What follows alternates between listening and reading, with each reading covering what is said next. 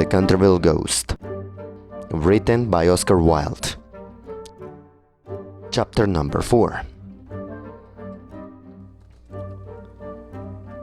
The next day, the ghost was very weak and tired. The terrible excitement of the last 4 weeks was beginning to have its effect. His nerves were completely shattered, and he started at the slightest noise. For 5 days, he kept his room, and at last made up his mind to give up the point of the bloodstain on the library floor. If the Otis family did not want it, they clearly did not deserve it. They were evidently people on a low material plane of existence, and quite incapable of appreciating the symbolic value of the sensuous phenomena. The question of phantasmic apparitions and the development of astral bodies was of course quite a different matter, and was not under his control. It was his solemn duty to appear in the corridor once a week and to gibber from the large oriel window on the first and third Wednesdays in every month, and he did not see how he could honorably escape from his obligations.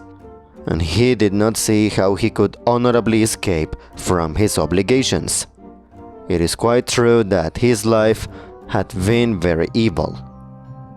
But, upon the other hand, he was most conscientious in all things connected with the supernatural.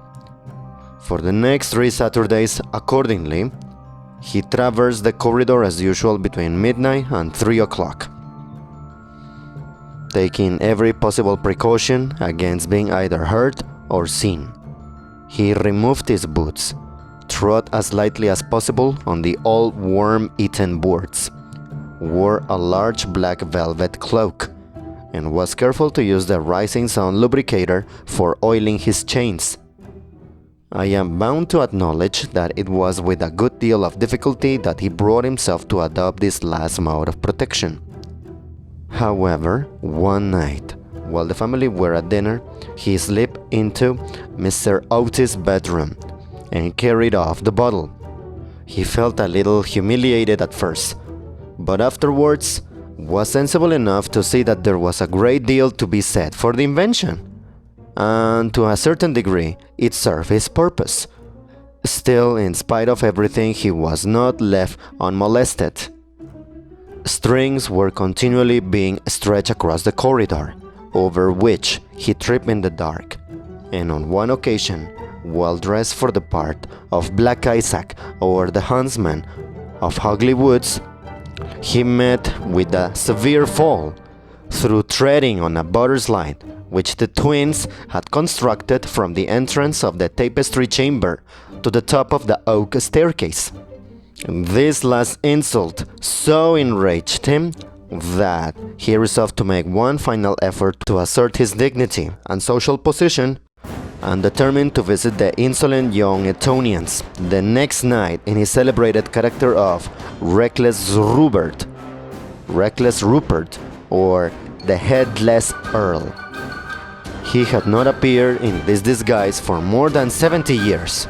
In fact, not since he had so frightened pretty Lady Barbara Modish by means of it, that she suddenly broke off her engagement with the present Lord Canterville's grandfather, and ran away to Gretna Green with handsome Jack Castletown, declaring that nothing in the world would induce her to marry into a family that allowed such a horrible phantom to walk up and down the terrace at twilight. Poor Jack was afterwards shot in a duel by Lord Canterville on Wandsworth Common, and Lady Barbara died of a broken heart at Tunbridge Wells before the year was out. So, in every way, it had been a great success. It was, however, an extremely difficult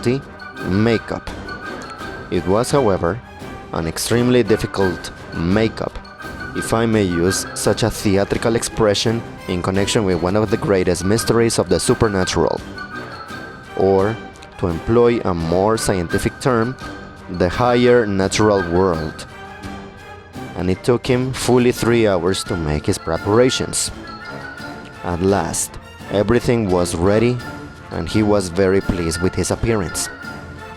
The big leather riding boots that went with the dress were just a little too large for him, and he could only find one of the 2 horse pistols.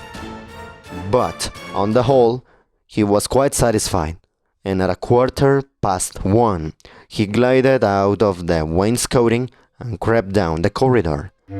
On reaching the room occupied by the twins, which I should mention was called the Blue Bed Chamber on account of the colors of its hangings, he found the door just ajar. Wishing to make an effective entrance, he flung it wide open, when a heavy jug of water fell right down on him, wetting him to the skin, and just missing his left shoulder by a couple of inches. At the same moment, he heard stifled shrieks of laughter proceeding from the 4-post bed. The shock to his nervous system was so great that he fled back to his room as hard as he could go, and the next day he was laid up with a severe cold. The only thing that at all consoled him in the whole affair was the fact that he had not brought his head with him. Had he done so, the consequences might have been very serious. He now gave up all hope of ever frightening this rude American family, and contented himself, as a rule, with creeping about the passages in list slippers, with a thick red muffler around his throat for fear of draughts, and a small arquebus in case he should be attacked by the twins. The final blow he received occurred on the 19th of September.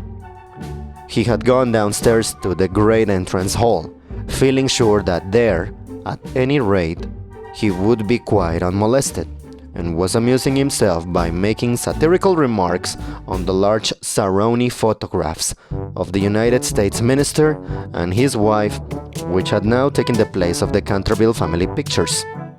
He was simply but neatly clad in a long shroud, spotted with churchyard mould, had tied up his jaw with a strip of yellow linen, and carried a small lantern and a sexton's spade.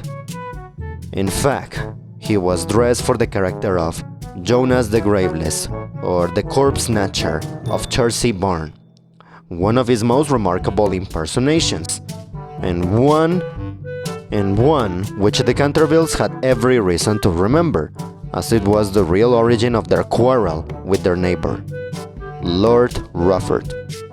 It was about 2:15 in the morning, and as far as he could ascertain, no one was stirring. And he was strolling towards the library, however, to see if there were any traces left of the blood stain. Suddenly, there leaped out on him from that dark corner 2 figures who waved their arms wildly above their heads, and shrieked out, "Boo!" in his ear. Seized with a panic, which under the circumstances was only natural, he rushed for the staircase, but found Washington Otis waiting for him there with the big garden syringe, and being thus hemmed in by his enemies on every side and driven almost to bay, he vanished into the great iron stove, which, fortunately for him, was not lit, and had to make his way home through the flues and chimneys, arriving at his own room in a terrible state of dirt, disorder, and despair. After this, he was not seen again in any nocturnal expedition. The twins lay in wait for him on several occasions, and strewed the passages with nutshells every night, to the great annoyance of their parents and the servants, but it was of no avail. It was quite evident that his feelings were so wounded that he would not appear. Mr. Otis consequently resumed his great work on the history of the Democratic Party, on which he had been engaged for some years. Mrs. Otis organized a wonderful clam bake, which amazed the whole county. The boys took to lacrosse and shore, poker, and other American national games, and Virginia rode about the lanes on her pony, accompanied by the young Duke of Cheshire, who had come to spend the last week of his holidays at Canterville Chase. It was generally assumed that the ghost had gone away, and in fact, Mr. Otis wrote a letter to that effect to Lord Canterville, who, in reply, expressed his great pleasure at the news and sent his best congratulations to the minister's worthy wife.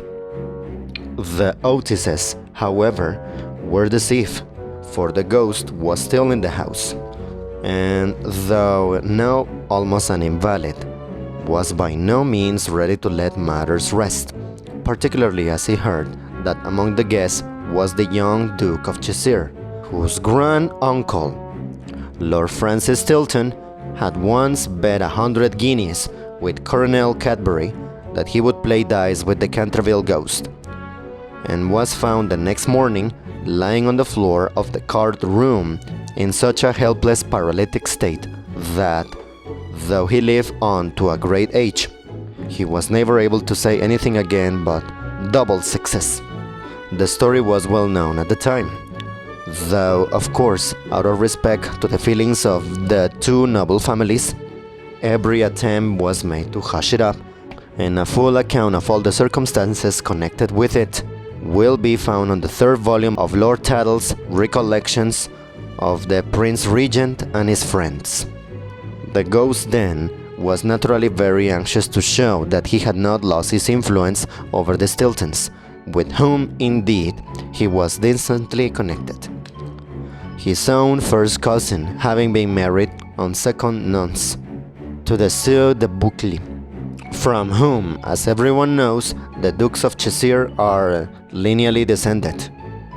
Accordingly, he made arrangements for appearing to Virginia's little lover in a celebrated impersonation of the vampire monk or the bloodless Benedictine, a performance so horrible that when old Lady Startup saw it, which she did on one fatal New Year's Eve, in the year 1764, she went off into the most piercing shrieks, which culminated in violent apoplexy, and died in 3 days after disinheriting the Cantervilles, who were her nearest relations, and leaving all her money to her London apothecary. At the last moment, however, his terror of the twins prevented his leaving his room, and the little Duke slept in peace under the great feathered canopy in the royal bedchamber and dreamed of Virginia. End of chapter.